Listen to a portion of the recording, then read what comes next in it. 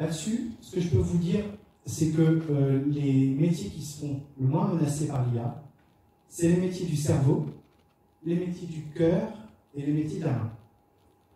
Les métiers du cerveau, c'est ceux qui planifient, ceux qui pensent globalement et qui utiliseront ensuite des IA. Et ça peut être vous, les entrepreneurs. Si vous êtes entrepreneur, vous pensez, vous planifiez une stratégie pour la mettre en place, vous utilisez des IA qui seront vos employés virtuels, qui vont permettre de travailler avec vous pour faire quelque chose.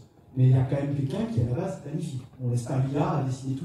Sinon, l'IA, elle fait rien, en fait. Sauf si on la programme pour. C'est encore une autre histoire. Deuxièmement, les métiers du cœur. Les métiers du cœur, c'est les métiers du soin, les métiers de l'enseignement. Bien sûr, l'IA peut être formidable pour l'enseignement. Ça peut servir à tous les âges, en faisant attention, mais le rapport apprenant, éducateur, formateur formé, en fait, par exemple, on a besoin d'échanges, on a besoin d'émotionnel, on a besoin d'empathie. On pourra peut-être faire des IA qui seront en apparence empathiques, mais on ne sera pas dupé. Au bout d'un moment, on se rendra bien compte qu'il y a une arnaque. On aura besoin, exactement comme quand on est dans un EHPAD, on a besoin de réellement quelqu'un en face de soi. On peut avoir un Android, peut-être, on peut avoir un Android qui nous aide, mais on a besoin de parler, on a besoin de déclencher son cœur.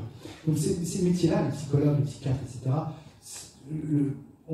l'écoute de humain à humain va devenir encore plus peut-être valable et valorisée parce qu'on aura plein de gens qui nous parleront en entendant déjà casser tout le temps.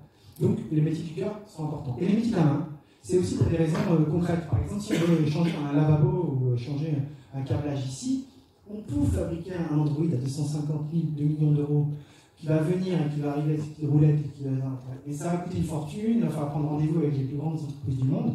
On peut très bien se faire venir un plombier ou faire venir un électricien. Donc, c'est-à-dire que pour l'instant, il faut voir le coût. Mais l'IA, ça va servir aussi aux plaquistes pour poser des plaques en plaque-au-plâtre au sol, au mur. Pardon. Donc du coup, voilà, l'idée c'est que, cas par cas, il y a plein de métiers qui sont menacés, d'autres qui sont créés, mais ceux qui sont de la planification, du rapport empathique de l'un humain à humain, ou pragmatiquement d'aller bricoler, mais de la bricolage de fond, comme fabriquer un immeuble, même si la 3D aussi existe, sont des métiers qui seront encore valorisés au temps de l'ère de l'IA.